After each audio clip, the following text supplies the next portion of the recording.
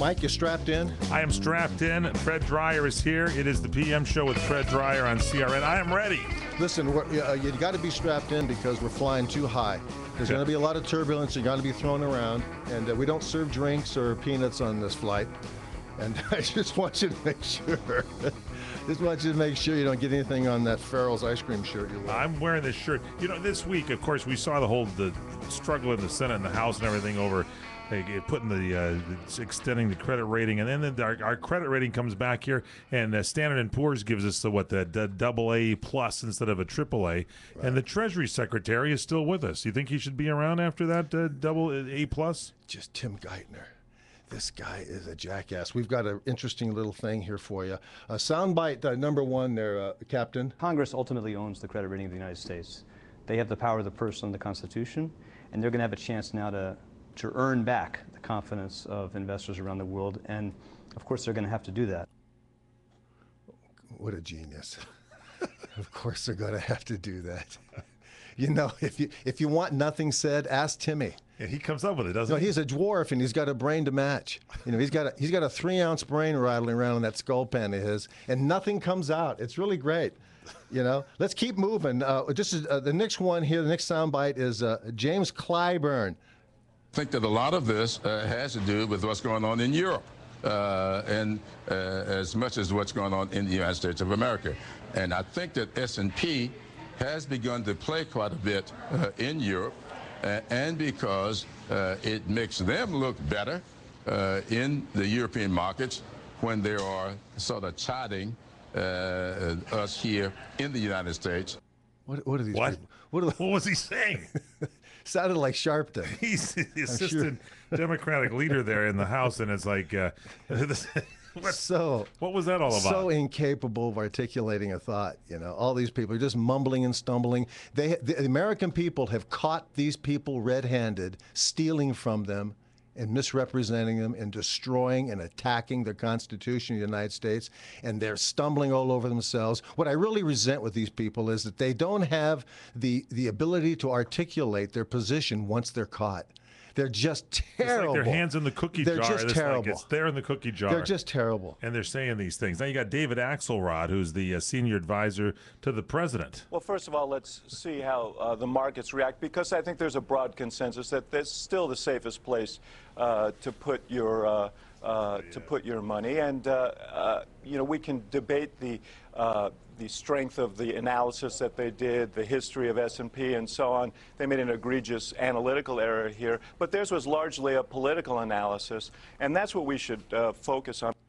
Well, see, here's the beauty of it. That was said on Monday. You know, this is after the market is going up and down. We've trusted these people long enough. They've proven themselves that they're irresponsible, cannot be trusted. They've destroyed the economy. You know how many people who are in a retirement age, 55, 60, 65 plus years of age, who have watched 30, 20, 15, 20% of their savings go down the drain, right. And this jackass is blaming Standard & Poor's for dropping us down. And remember the politicalization that's going on here, folks, and that is when everybody disagrees, everybody is bad. Everybody now is bad. But Fred Dreyer, David Axelrod is not blaming just Standard & Poor's for the AA plus rating instead of the AAA rating. He has someone else to blame. The fact of the matter is that this is essentially a Tea Party downgrade. The Tea Party brought us to the brink of a default. Complete. Did you like Listen, that? The fun never stops. The blame had to come into the Tea Party somewhere. The evil fun Tea never Party stops. terrorists. It is. They are so gagging on the fact that they've been caught red-handed, raping the Constitution and the American people. They ought to be ashamed of themselves. All of these feckless reprobates, and this guy here leads the charge. For him to sit there and tell us that the Tea Party, which is America, by the way, remember the Tea Party is most volatile against the Republican Party for not being conservative enough. Correct. So this is a move back toward the center. This over the center line, to the right of center where the Constitution is, and he's saying that the Tea Party is responsible for the downgrade. It's not just him that's saying that. It's the great Senator John Kerry. I believe this is, without question, the Tea Party downgrade. You pompous ass.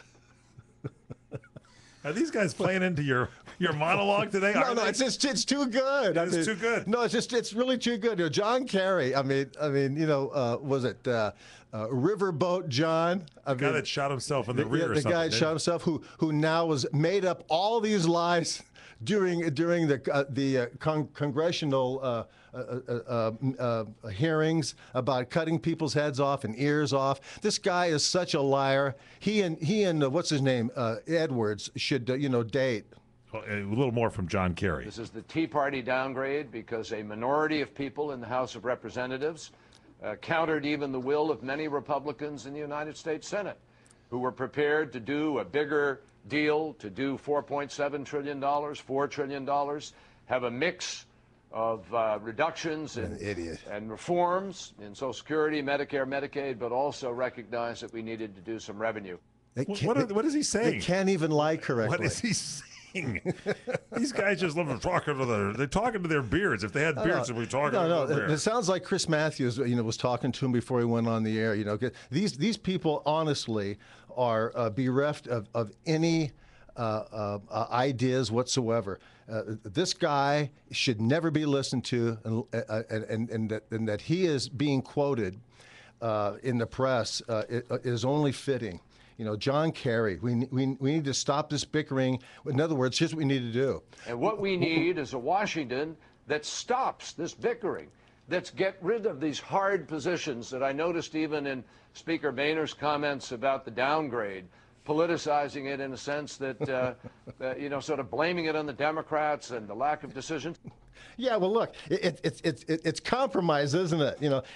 What's the definition of a compromise? Give up your beliefs for ours. And if you don't, we're going to grind you into the ground. And that's what that is. Now, Alan Greenspan, of course, he's chairman of the Federal Reserve. He is, and again, this is on Monday. This is after before the stock market he's started under going arrest up. too, by the way. Here's Alan Greenspan. Are U.S. Treasury bonds still safe to invest in? Very much so. I think this is not an issue of credit rating. The United States can pay any debt it has because we can always print money to do that. How old is this guy? He's been through many regimes. No. He's been there since Reagan, wasn't he? This guy is really great. The funny thing is that now he says we can print money. Now he's coming out and doing exactly what people don't want him to do. That's why the Tea Party came out and said to the Republicans, stop it. I want you to go to Washington and stop it and tell people like this guy, John Kerry, and David Axelrod and Alan Greenspan to shut up and get in the back of the bus and keep their mouths shut. Barney Frank, you want him to shut up? Listen here. We don't give our older people more medical care. We don't have a better retirement. We don't spend more on the environment. Where America is disproportionate is in our extraordinary willingness to be the military policeman for the whole world. We spend far more of our national economy as a percentage on the military than just about any nation except a beleaguered nation like Israel, which has to do it in self-defense. We are spending well over $120 billion a year in Iraq and Afghanistan. The time has come to find a place where we could, I think, together make some savings. So right, Duke. That's going to be my mantra for the next 2 months. Hey, listen, put your teeth in. I gave him some ice cream. Put your teeth in. I just served him ice cream. He's eating it. Put your teeth in. I want to listen to him, but I want to hear him with his teeth in.